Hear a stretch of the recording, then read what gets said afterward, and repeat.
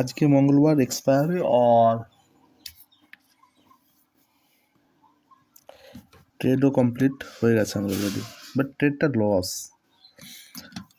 আজকে প্যাটার্ন ছিল market gap up open হয়, তারপরে হাই বানায় 304, 24,304, তারপর ওখান থেকে সিধা 15 পরে, ঠিক আছে, প্রিভিয়াস ডে হাইয়ের কাছাকাছি। তো আমার হচ্ছে আজকের ভেবেছিলাম এখান থেকে রিভার্স ট্রেড হবে, হাই প্যাটার্ন ডেভেলপ করবে,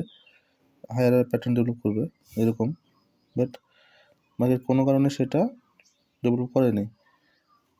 আমি এখানে দেখতে পাই লোয়ার লো প্যাটার্ন, ঠিক আছে। এবার লোয়ার লো প্যাটার্ন যখন দেখতে পাই, যখন যে এরকম এই কেসটা দেখেন,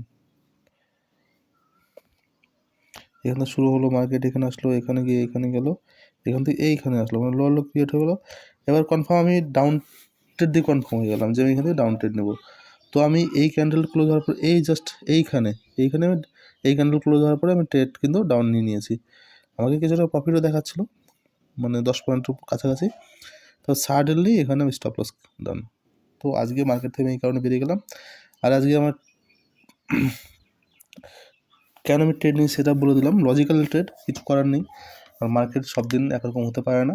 কালকেও হায়ার হাই ট্রেড করেছিল, বাট আমার এন্ট্রি দেয়নি, যেরকম আজকে এন্ট্রি দিয়েছিল।